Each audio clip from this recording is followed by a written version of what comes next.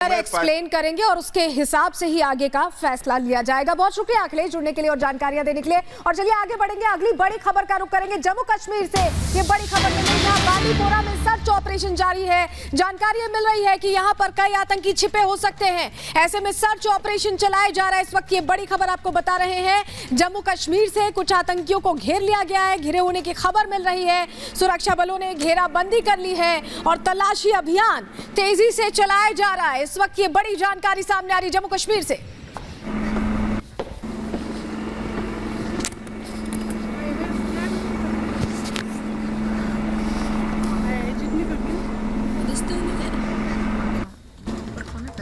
और इसी के साथ एक और बड़ी खबर आपको मुंबई से बताते हैं, जहां मुंबई एयरपोर्ट पर डीआरआई का बड़ा एक्शन देखने को मिला है। 200 करोड़ की नकदी यहां पर बरामद की गई। इतना ही नहीं, 9 किलो का जो सोना है वो भी जब्त किया गया है। बड़ा एक्शन यहां पर डीआरआई का देखने को मिला है, जहां 9 किलो सोना, 18 किलो चांदी जब्त की गई है। 200 करोड़ रुपए की भारतीय मुद्रा भी जब्त की गई है। और बताया जा रहा है कि अफ्रीका से तस्करी कर यह सोना लाया जा रहा था, लेकिन इसकी भनक जैसे ही लगती है तुरंत कार्रवाई की जाती है, इसे बरामद किया जाता है। इसकी तस्वीरें सामने आ गई है, मुंबई एयरपोर्ट की ये तस्वीरें सामने आई हैं, जहां 9 किलो सोना बरामद किया गया है। 200 करोड़ की करेंसी भी यहां पर जब्त की गई है।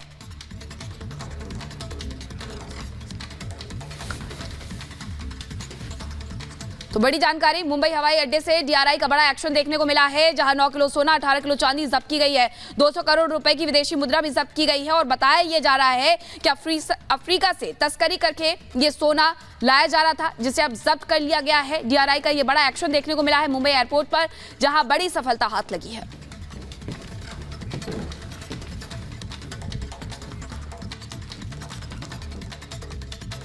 एक तरफ कांग्रेस के घोषणा पत्र पर सवाल खड़े किए जा रहे हैं, भारतीय जनता पार्टी घोषणा पत्र को लेकर लगातार कांग्रेस पर सवाल कर रही है, तो वहीं दूसरी ओर कांग्रेस के नेता राहुल गांधी घोषणा पत्र को क्रांतिकारी बता रहे हैं। राहुल गांधी घोषणा पत्र को क्रांतिकारी बता रहे हैं, जबकि इसी घोषणा पत्र पर लगातार भारतीय जनता पार्टी के नेता सवाल खड़े कर रहे हैं, कांग्रेस से सवाल पूछ रहे हैं। लेकिन राहुल गांधी, कांग्रेस के नेता, वो सीधे कह रहे हैं कि हमारा मैनिफेस्टो क्रांतिकारी है, इससे कई बदलाव होंगे।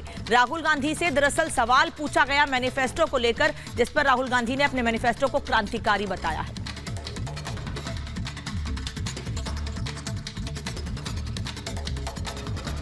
पॉलिटिकल डायरेक्शन आपने मैनिफेस्टो में अच्छी तरह देख लिया है। आपने ही कहा कि मैनिफेस्टो क्रांतिकारी डॉक्यूमेंट है, उसमें एक्सरे है और उसमें जो इनकम इनइक्वालिटी नरेंद्र मोदी जी ने की है, जो 22 लोगों को उन्होंने 16 लाख करोड़ रुपए ट्रांसफर किया, थोड़ा सा पैसा, ज्यादा नहीं, थोड़ा सा पैसा कांग्रेस पार्टी का मैनिफेस्टो वापस 90% को देने जा रही है, थोड़ा सा।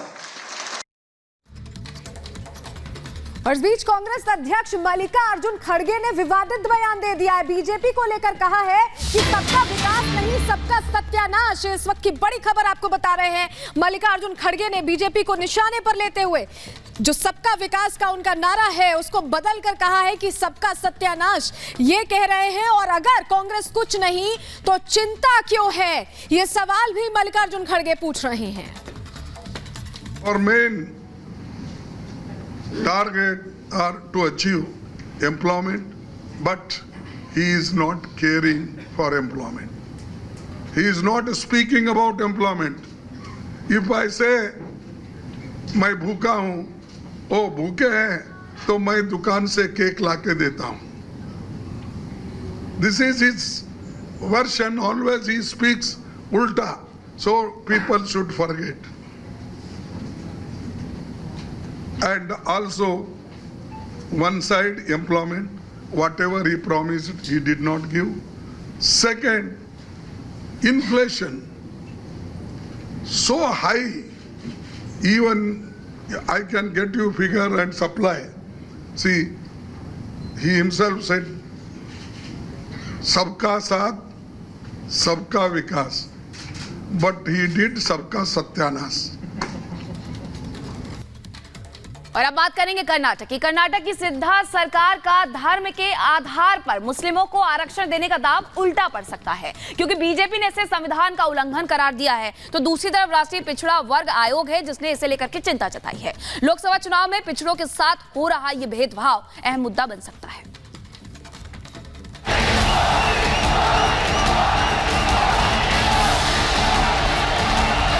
कि सरकार बनने पर धर्म के आधार पर आरक्षण देगी कांग्रेस। क्या पिछड़ों के आरक्षण कोटे में मिलेगा मुस्लिमों को हिस्सा? क्या देश में लागू होगा कर्नाटक का मुस्लिम आरक्षण मॉडल? राष्ट्रीय पिछड़ा वर्ग आयोग ने उठाया सवाल, कांग्रेस कैसे देगी जवाब?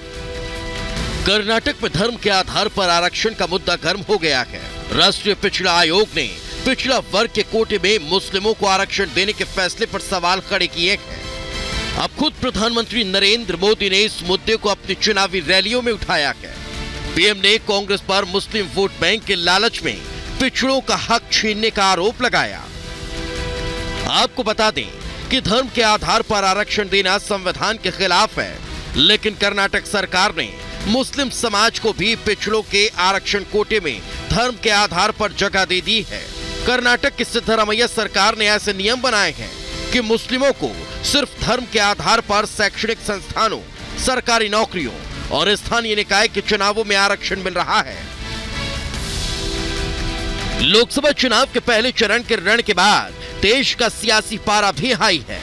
प्रधानमंत्री नरेंद्र मोदी अपनी ताबड़तोड़ चुनावी रैलियों में कांग्रेस को निशाने पर ले रखे हैं।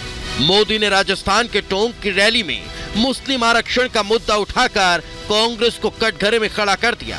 पीएम ने आरोप लगाया कि तुष्टीकरण की राजनीति करने वाली कांग्रेस दलितों, आदिवासियों, पिछड़ों को मिले आरक्षण को कम कर उसे मुसलमानों को देना चाहती है, लेकिन बीजेपी पिछड़ों के हक के साथ कभी अन्याय नहीं होने देगी।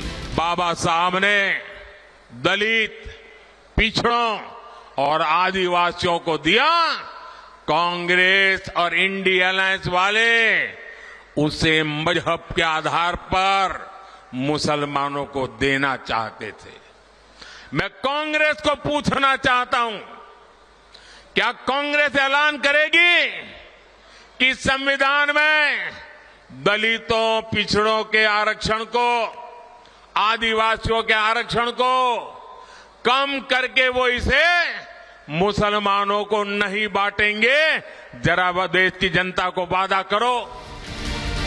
सिर्फ मोदी ही नहीं, राष्ट्रीय पिछड़ा आयोग यानी एनसीवीसी ने भी कर्नाटक सरकार के फैसले की निंदा की है। आयोग ने कर्नाटक में आरक्षण की स्थिति पर ग्राउंड का दौरा कर डिटेल रिपोर्ट बनाई है, जिसके बाद आयोग ने इस मुस्लिम आरक्षण पर चिंता जाहिर की। आयोग के जारी बयान के अनुसार पिछड़ी जाति के रूप में मुसलमानों का वर्गीकरण सामाजिक न्याय के सिद्धांतों को कमजोर करता है। पूरे धर्म को पिछड़ा मानने से मुस्लिम समाज के भीतर विविधता और जटिलताओं की अनदेखी होती है।